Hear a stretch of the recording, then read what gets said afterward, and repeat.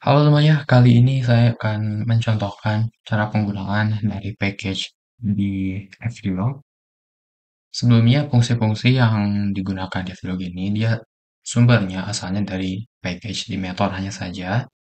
Saya tidak akan kembangkan lebih lanjut untuk di package di method, karena akan saya pisahkan lebih khusus gitu untuk ngecek konsol. Teman-teman bisa cek langsung ke pubdep-nya. Seperti ini. Untuk linknya pubdep package fd_log. Jadi, fitur dari package ini adalah ada beberapa, yaitu untuk ngeprint hasil sesuatu ke konsol. Yang pertama ada tipe basic, yang ada border seperti tabel, ini semuanya berlaku untuk semuanya ya, tapi kita bisa setting juga untuk menghilangkan beberapa garis atau bordernya. Kemudian ada juga tipe title, ada respon dari HTTP, kemudian kita juga bisa melakukan disable log. Kalau misalkan teman-teman masih dalam proses development, teman-teman bisa aktifkan package ini. Secara default ini udah aktif. Tapi kalau teman-teman udah masuk ke mode release, jadi teman-teman nggak perlu lagi menampilkan lognya, teman-teman bisa set disable lognya ini. Oke, di sini ada beberapa penggunaannya, benar-benar simple. Teman-teman bisa copy paste juga. Kemudian teman-teman tambahkan dulu ke PubSpec YAML fd_log seperti ini. Kemudian kita bikin button, kasih nama basic. Untuk penggunaannya, teman-teman panggil fd_log ini. Jadi bikin instannya dulu, bikin objek dari sebuah kelasnya, fd_log, kurung. Boleh langsung pemahaman seperti ini, atau teman-teman boleh bikin dalam bentuk variabel dulu. Misalkan kayak fd_log, terus fd_log seperti ini sama dengan pembuatan objek dulu seperti ini boleh. Terus selanjutnya tinggal pakai objeknya fd_log basic dan seterusnya. Atau teman-teman bisa juga langsung fd_log seperti ini, kemudian dot nama metodenya yaitu basic, title, atau yang lain. Terus ini teman-teman import fd_log seperti ini. Kita masukkan datanya, misalkan basic console fd_log. Save. Sekarang teman-teman coba klik di buttonnya. Nanti akan muncul di konsol seperti ini. Basic console fd_log. Untuk settingan-settingan misalkan ada pengaturan warna dan sebagainya, teman-teman bisa set di properti di dalam kelas fd_log di sini. Ada title color code untuk ngasih warna title. Terus untuk bodinya, nah di sini defaultnya adalah body. Jadi teman-teman kalau ingin ngasih warna ke basic console tulisan ini, bisa atur di properti body color code. Teman-teman cek ke sini, di sini sudah disediakan warnanya, defaultnya ada 111, teman-teman bisa ganti. Contohnya, misalkan ingin warna yang agak cerah kuning, misalkan 226. 226. Save. Teman-teman klik sekali lagi, nanti akan muncul dengan warna teks yang berubah jadi warna kuning seperti ini. Oke. Nah, selanjutnya, untuk properti-propertinya, teman-teman bisa akses, control space, di sini ada count max char per row, jadi untuk maksimum karakter per barisnya. Terus enable di sini untuk mengaktifkan dan disable. Kalau teman-teman set di false, defaultnya adalah true.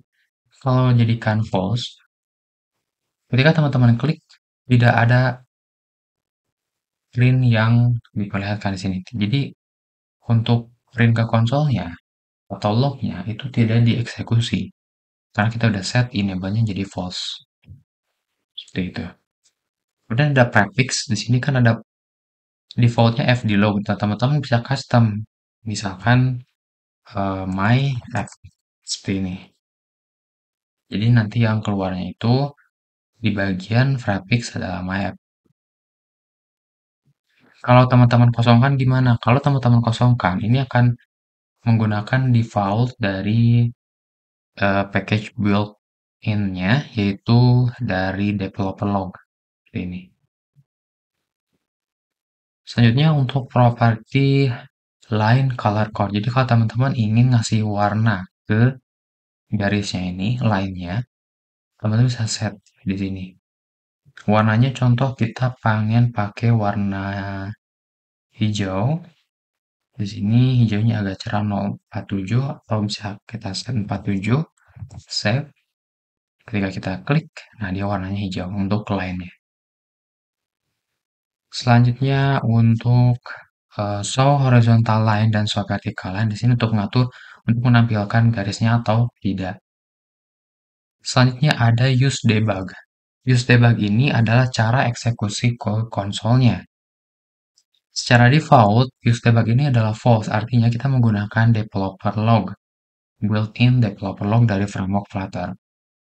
Tapi kalau kita jadikan use debug true, mode yang akan di printnya adalah mode print default dari method print atau print debug dari framework Flutter seperti ini.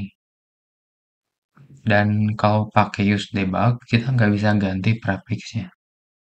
Seperti itu, cuma bisa ngatur di kontennya saja. Seperti ini untuk properti-propertinya. Selanjutnya ke metode yang selanjutnya.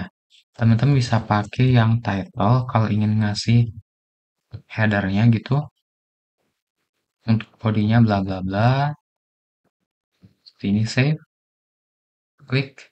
Nah, jadi ada title, ada bodinya. Kalau ingin merubah warna title, teman-teman bisa set juga di title code. Kita coba teks yang agak panjang. Kita coba pakai yang lorem ipsum. Oke, kita copy yang ada di sini aja. Copy, kemudian paste di sini. Save. Sekarang kita coba print. Nah, muncul title dan lorem ipsum.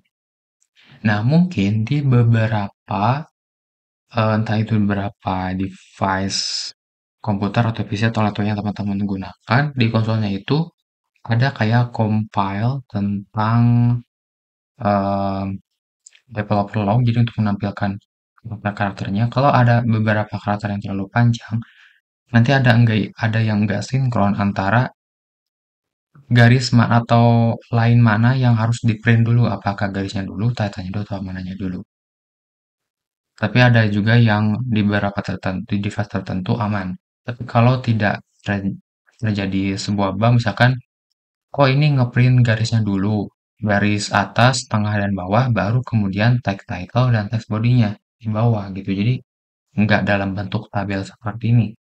Nah, kalau terjadi seperti itu, teman-teman bisa pakai use debug di sini true. Tapi kalau misalkan teman-teman pakai false atau bawaan dari developer Flutter-nya, nah terjadi bug seperti ini untuk karakter yang panjang. Saya kurang tahu pasti berapa maksimal untuk bisa ngehandle supaya dia rapi di sini untuk developer log. Jadi biar dia itu tepat sasaran sesuai dalam bentuk tampil. Jadi alternatifnya sementara ini yang aman itu adalah use debug untuk penggunaan fdlog title. Seperti itu. Untuk kasus yang ngeprintnya tuh langsung seperti ini. Selanjutnya kita bisa coba di sini kita akan copy paste aja, bikin button baru bawahnya. Di sini untuk yang hasil response. Jadi ada satu metode lagi namanya response. Nah, data yang harus kita masukkan ke respon ini, dia harus bertipe respon dari package HTTP. Teman-teman bikin request dulu atau bisa gunakan contoh yang ada di sini, URL dan response.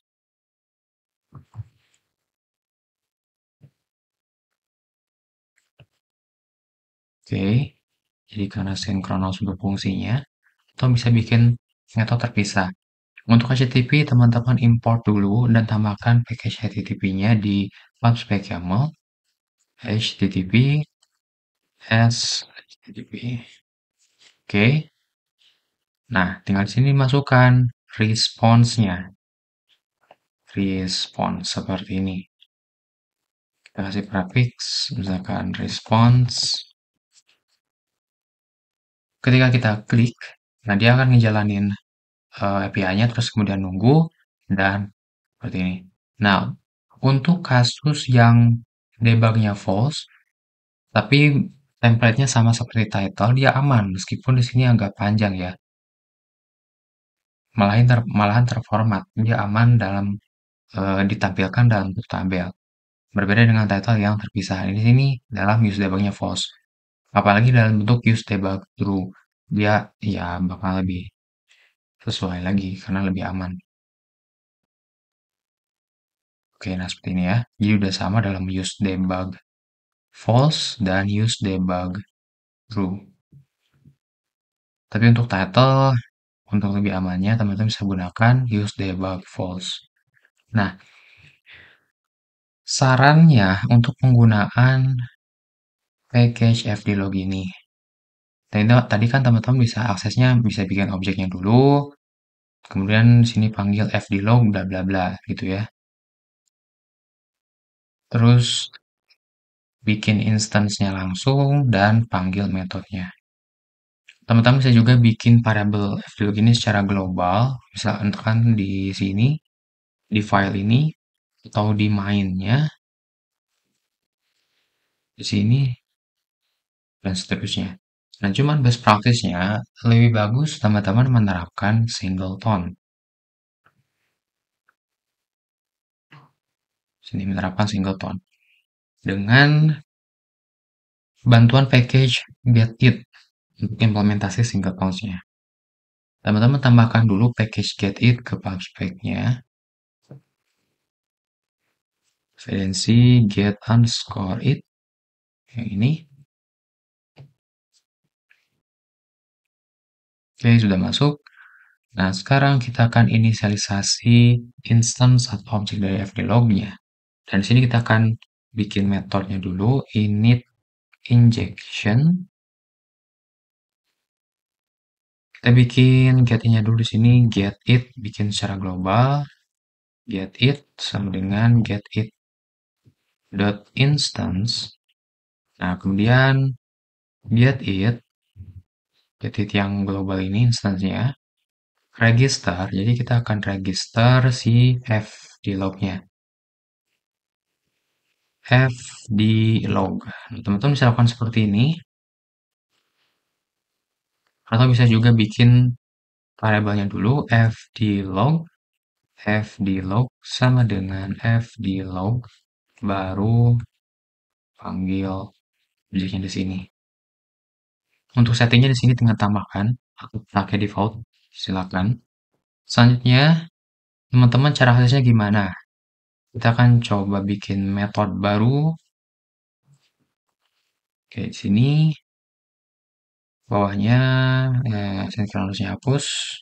Kita akan pakai yang simple aja. Cara aksesnya ke variabel getIt globalnya di sini. GetIt. Nah, kita pilih yang ini dan auto import ke main.tab-nya. Kemudian kurung. Nah, di sini kita kasih type-nya. Type-nya itu f di log, nah, maka dia akan mencari sendiri instan yang memiliki tipe f di log, yaitu akan ke sini. Terus kita akses metode title, kita kasih nama di sini pakai get it, terus bodinya misalkan service locator, save. Sekarang kita coba klik yang, oh ya, di sini belum kita ganti ya, get it atau singleton. Kita klik singleton. Oh ya, sorry, di sini kita belum set di main, belum panggil method injection, jadi belum terdaftar, makanya dia detect error untuk ketemu di lognya. Init injection sebelum ngerun app ya, save, kita restart dulu. Oke, kita coba klik singleton button, nah muncul di sini get it service locator. Gimana kalau kita cek lagi untuk data yang lorem ipsum, datanya kita copy ke bawahnya. Sini kita paste, save, kita klik lagi singleton. Nah, seperti ini ya. Jadi untuk beberapa kasus memang untuk yang title ini, jadi ada nggak sinkron untuk developer log untuk menampilkan line sama konten teksnya. Karena di sana ada proses iterasinya juga entah eh, terjadi proses yang tumpang tindih antara mana dulu yang perlu di print atau yang mana. Oke, jadi mungkin untuk amannya teman-teman bisa gunakan kalau khusus title ya, khusus title yang secara langsung, bukan yang pakai respon atau yang ada proses sinkronus dan lain sebagainya atau yang pendek datanya. Teman-teman bisa juga pakai use debug di sini. Kayak gitu, use debug tuh. Jadi dia pakai yang Flutter print kayak gitu. Seperti itu mungkin cara penggunaan bilang yang mudah-mudahan dapat membantu teman-teman dalam proses development. Sampai ketemu lagi di next video.